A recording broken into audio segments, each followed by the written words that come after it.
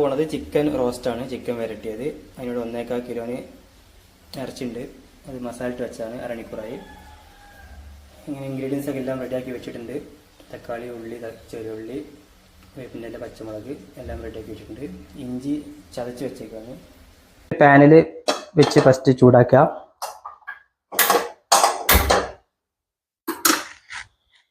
ഇത് ചൂടായി വരുമ്പോൾ അതിലേക്ക് കുറച്ച് വെളിച്ചെണ്ണ ഒഴിക്കുകയാണ്. ഒരു 2-3 ടേബിൾ സ്പൂൺ വെളിച്ചെണ്ണ.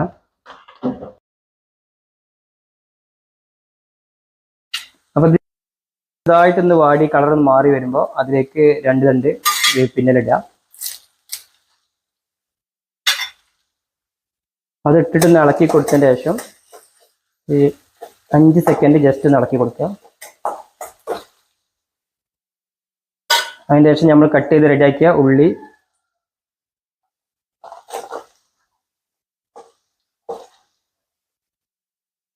കൂടുതൽ തന്നെ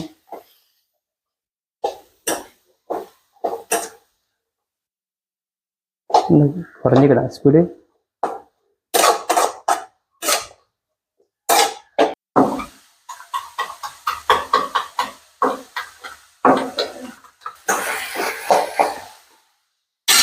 എളുപ്പത്തിൽ ഒന്ന് വാടി കിട്ടാൻ വേണ്ടിയിട്ട് ഒരു 1/2 ടീസ്പൂൺ ഉപ്പ് ചേർക്കുക. പെട്ടെന്ന് കുഴഞ്ഞിട്ട് വാടി കിട്ടും.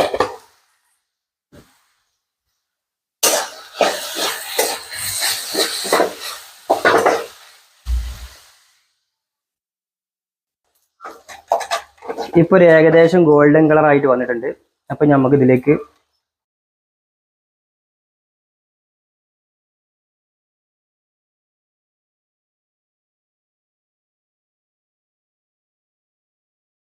അപ്പോൾ ഉള്ളി നല്ല ഗോൾഡൻ കളർ ആയ ശേഷം തക്കാളി നന്നായിട്ട് ഇളക്കി കൊടുത്തതിന് ശേഷം നമുക്ക് ഓരോ മസാലകളായിട്ട് ഇടാം. അത് നമുക്ക് മുളക് പൊടി, ആദ്യം നമ്മൾ 1 ടീസ്പൂൺ, മഞ്ഞൾപ്പൊടി 1 ടീസ്പൂൺ, മറ്റു ടേബിൾ സ്പൂണാണ്, കുരുമുളക് പൊടി അതും 1 teaspoon, chicken masala, chicken masala,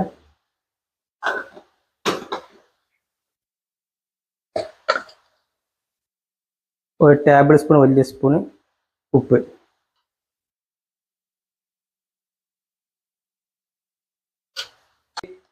മല്ലിപ്പൊടി ഒരു ടേബിൾ സ്പൂൺ മതി, അധികം വേണ്ട, കുത്തു വരും. ഇനി വേണം വാണ്ടി. ഇപ്പം എല്ലാ മസാലയും ഒന്ന് മൂത്തെടുക്കുന്നത് വരെ നമുക്കൊന്നും കൂടി ഇതിലിട്ട് നല്ല ഇളക്കി കൊടുത്തിട്ട് നല്ലൊന്ന് യോജിപ്പിക്കുക. മസാലയൊക്കെ ഒന്ന് മൂക്കുന്നത് വരെ ഒരു 15 സെക്കൻഡോളം മതി. മസാലയൊക്കെ ഒന്ന് മൂത്ത് കിട്ടട്ടെ. ഓക്കെ, അപ്പോൾ ഇതാ ചിക്കൻ കൂട്ടണ്. ചിക്കൻ റെഡിയാക്കി വെച്ച ചിക്കനാണ്.